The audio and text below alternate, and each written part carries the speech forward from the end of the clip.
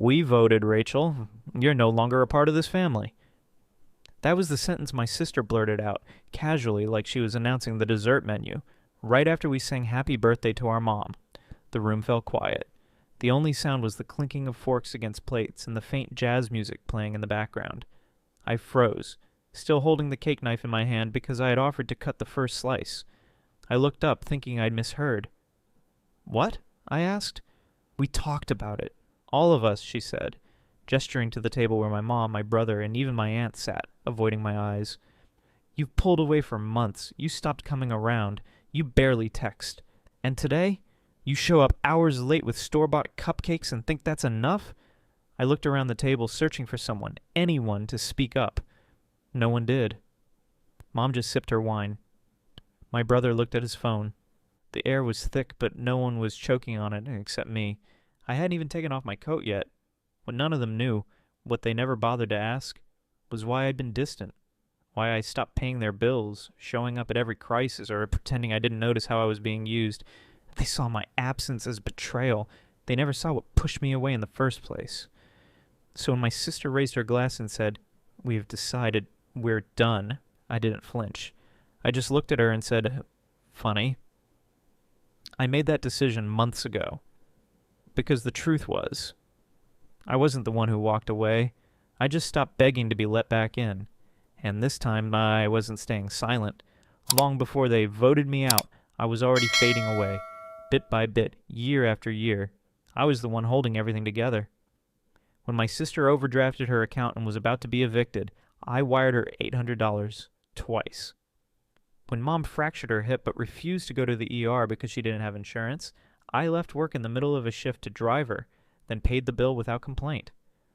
When my baby brother got into college and his financial aid didn't come through, I covered his tuition deposit so he wouldn't lose his spot. No one asked. They expected, and I delivered. But it wasn't just about the money. I was the one who smoothed over the cracks no one else would touch. I called Mom every week to check on her moods. I reminded my sister about her daughter's recital, made sure my brother sent Grandma a card for her birthday, mediated every argument, fixed every emergency. And I was proud of that role, until it stopped being something I offered, and became something they demanded, because no matter what I did, it was never enough. I was the one they accused of being too cold whenever I asked for space, ungrateful whenever I brought up how exhausted I was, selfish when I couldn't give more. The family had a script and I wasn't allowed to rewrite it, but the final crack didn't come from money or even emotional exhaustion. It came from a midnight phone call. It was 2:36 a.m. I had a work presentation at 9 a.m. the next morning. The screen lit up. Mom. I answered, fearing something had happened. It had, at least in her mind. "You've changed, Rachel," she said. "You don't care about this family anymore. You barely visit. You barely call. What happened to you?" I wanted to say, "What happened to you?" I wanted to remind her I'd driven her to chemo appointments, paid her gas bill, stayed up 3 nights in a row during her depression episode when no one else showed up. But I didn't, because none of it mattered. I hung up that night, sat on my bathroom floor, and sobbed until my throat ached. Not because she yelled, but because I finally understood. They would never see me. Not really. All the love I'd given had turned invisible, swallowed by their entitlement. The next morning, I searched for therapists who specialized in the adult family dynamics. I booked my first session in that afternoon, and for the first time in a decade, I told someone the truth. I'm tired of being their backup plan. In therapy, I learned a word that hit me like lightning: parentification. It means when a child is forced to take on adult responsibilities too soon, emotionally, financially, or both. And suddenly my whole life made sense. I wasn't the strong one. I was the survival tool. And no one ever asked if I was okay. So I started pulling away. I stopped answering guilt trip texts. I skipped Mother's Day. I declined to co-sign my brother's new lease. I started showing up for myself instead. And it didn't take long for them to notice. The messages turned colder, shorter, more passive-aggressive. I was too busy, too distant, too good for us now. Until that night at Mom's birthday dinner, when I finally showed my face again, and they'd clearly rehearsed the lines. "We voted. You're no longer part of this family." What they didn't know was I'd already left long before they cast their vote. They just put into words what my heart had been carrying for months. After that late-night phone call from my mom, accusing me of being cold, selfish, and ungrateful, something quietly shattered inside me. It wasn't dramatic. I didn't scream or cry. I just sat there staring at the wall, realizing I'd spent over a decade giving everything to a family that never once asked how I was doing. And so I stopped. No more Venmo transfers to Anna for emergencies. No more last-minute grocery deliveries to Mom. No more temporary help with Jake's rent. I stopped sending holiday gifts, stopped calling to check in, stopped replying to their guilt-laced texts. I didn't owe them explanations. I didn't owe them anything. But of course, they noticed. Not because they missed me, but because they missed what I did for them. Anna posted cryptic statuses on Facebook. Some people only show up when it benefits them. Jake sent one-word texts. Mom left voicemails sobbing about how I was breaking the family apart. But not once. Not once. Did anyone ask, "Are you okay?" In therapy, I started documenting it all. My therapist said, "You've been the family glue so long, they forgot you're a person." I filled pages with timelines, money sent, time off taken, sacrifices made. I wasn't the selfless one. I was the one they drained dry. Still, a part of me stupidly held out hope. When they invited me to Easter dinner, I took it as a sign. I dressed nicely, put on the green sweater Mom used to compliment, bought a nice bottle of Pinot. Told myself, maybe this is it. Maybe they've finally seen the truth. But the second I walked in the door, I knew nothing had changed. Conversations died the moment they saw me. Anna gave a tight-lipped smile. Jake didn't even nod. Mom offered a hug that felt like obligation. My seat at the table had been placed awkwardly at the end, barely even included in the layout. Dinner was cold, both the food and the energy. I tried asking about Anna's kids.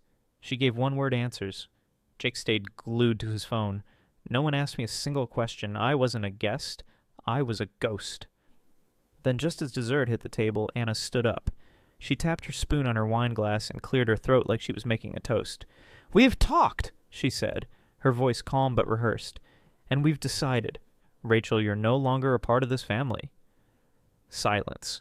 Heavy, suffocating silence. "You've made it clear you don't want to be involved, so we're making it official." I looked around. Mom wouldn't meet my eyes. Jake was suddenly interested in his fork. No one stopped her. No one disagreed. I inhaled slowly, then exhaled. "Well," I said, standing, "if we're being official." I came prepared. I reached into my purse and pulled out a manila folder. Thick, organized, numbered. This is a breakdown of everything I've contributed to this family over the past 10 years. With receipts, I walked over to the center of the room, set the folder down on the table, and opened it. Anna, your rent, 3 months, $2,100. Car repairs, $700. Emergency babysitter when your ex bailed, $350. I also paid for the Airbnb when you forgot your card. Her face drained of color. Jake, tuition deposit, $2,800. DUI bail, $600. That laptop you swore you'd pay back, $400, not a cent returned. I turned to Mom. Hospital bills, medications, groceries, your furnace repair, the vet bill, over $8,500. I took time off work. I canceled vacations. I prioritized all of you over myself for years. No one said a word. I didn't stop showing up, I said, voice calm but cutting. I stopped being treated like a convenience store with a heartbeat. Still, nothing. Until someone did speak. "She's the only one who ever showed up," said Aunt Denise. Heads turned. Denise never spoke during drama. But she stood, hands trembling slightly, eyes glassy. "She's the one who took your dad to chemo, who showed up when your mom had a breakdown and nobody else would answer the phone, who drove an hour each way just to deliver meds when Mom couldn't get out of bed." She looked at Anna. "When your daughter needed help with her college essay. Rachel, when you forgot your own son's birthday party. Rachel planned it." To Jake, "She bailed you out and lied to your mom to protect you. And you had the nerve to call her selfish?" She turned to Mom. "When you needed post-surgery help, Rachel took 3 weeks off to care for you. She gave and gave and gave, and you all just took." Denise's voice broke. And now you're cutting her out? The silence was louder than any scream. I grabbed my coat, slipped it on slowly. My hands didn't shake. At the door, I turned around one last time. You didn't vote me out, I said softly. I just finally realized I was never really in. And then I walked away, for the last time. Leaving that house didn't feel like some dramatic breakup. There were no screaming matches, no door slams, no big scenes. It was quiet, almost eerily so. And that, more than anything, told me everything I needed to know. I didn't cry. I didn't scream. I didn't plead for understanding. I just walked away, calmly, silently. For once, and I didn't feel the need to prove anything. I had nothing left to prove. Aunt Denise walked me out to my car. She hugged me tight, her voice soft against my shoulder. You didn't deserve any of that. I nodded, holding back the tears. Not because I was hurt. Those tears had already been cried long ago, but because I finally felt seen, maybe for the first time. That night I didn't go on social media, I didn't vent to friends, I didn't block anyone or send angry texts, but I did write an email, one final message sent to all of them. It was short, measured, clear. I will no longer be available for emotional support, financial assistance, or family events. This is not out of anger or resentment. I am choosing peace. Please respect my decision and the boundaries I've now established. No blame, no guilt trips, just the truth. The reactions came swiftly. Anna posted a passive-aggressive status. Some people really think setting boundaries is the same as betrayal. Wild. Jake sent me a short, cold text. You've changed. Honestly, it's disappointing.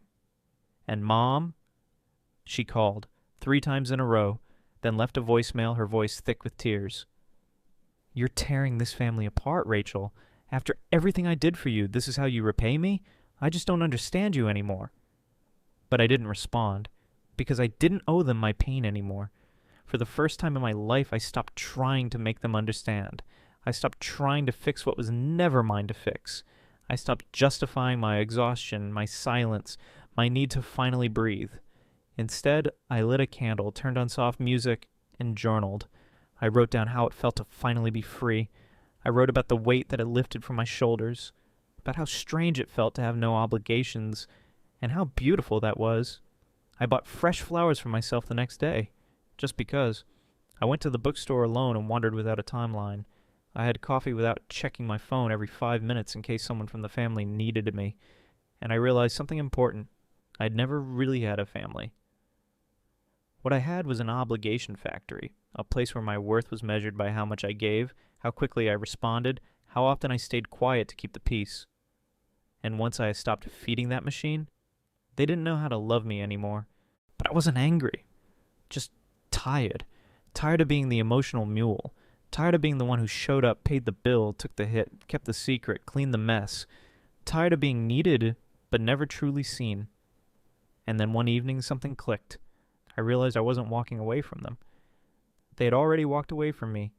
Every single time they ignored my feelings, dismissed my needs, or treated my love like a transaction, I was just the last one to admit it. So I stopped chasing. I didn't unfriend or block anyone. I didn't burn the bridge, and I just stopped trying to rebuild it. A few weeks later, my cousin reached out, one of the few who had stayed neutral. She said, I heard what happened.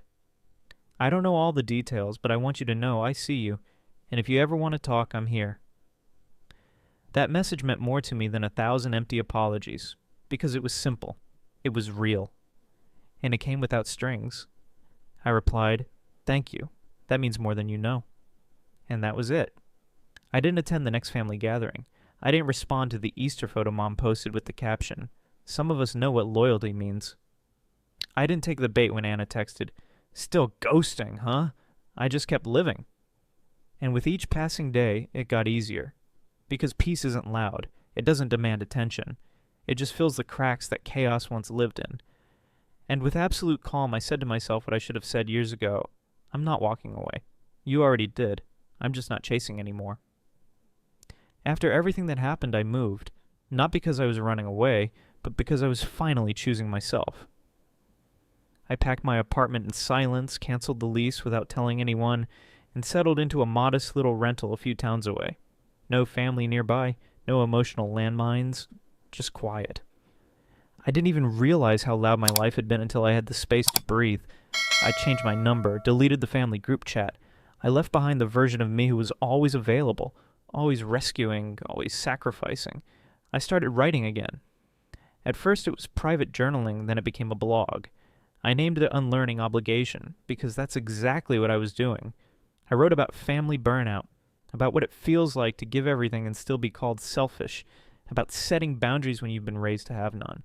I didn't expect anyone to read it, but they did, and they shared it. Some left comments like, "You're writing my life," or "I thought I was alone in this." One day I got a DM from an old friend from college. We hadn't spoken in years. Her message was short. "I wish I had your courage. I'm still stuck in a family that takes everything from me." I stared at the message for a while, then I replied, "Courage doesn't mean you stop loving them. It just means you finally love yourself more." Because that's the truth. I didn't stop loving my family. I stopped letting them define love as obedience. I stopped mistaking being needed for being valued. I stopped believing that keeping the peace was worth losing myself. I didn't return their calls. I didn't answer the guilt-laced messages. But I also didn't hate them. I just released myself from the need to fix them. Forgiveness, I realized, isn't about reunion. It's about release. It's not "let's go back." It's "I let go." These days, my life is simpler, but it's mine. I make dinner just for me. I take slow walks. I go to therapy not because I'm broken, but because I want to stay whole. I volunteer at a local shelter. I adopted a cat. I found peace not in being surrounded, but in being understood, by myself. Sometimes I miss the idea of family, the version I hoped for. But I don't miss being drained. And I don't chase people who never once turned around to see if I was still standing. Family isn't always your safe place. Sometimes it's the source of your deepest wounds. There are people who only know how to take and call you ungrateful when you stop giving. But setting boundaries doesn't make you the villain. It makes you the survivor. Forgiveness doesn't mean returning. It means releasing yourself from expectations that only ever hurt you. Have you ever been the one who stopped sacrificing? What happened when you finally stood up for yourself?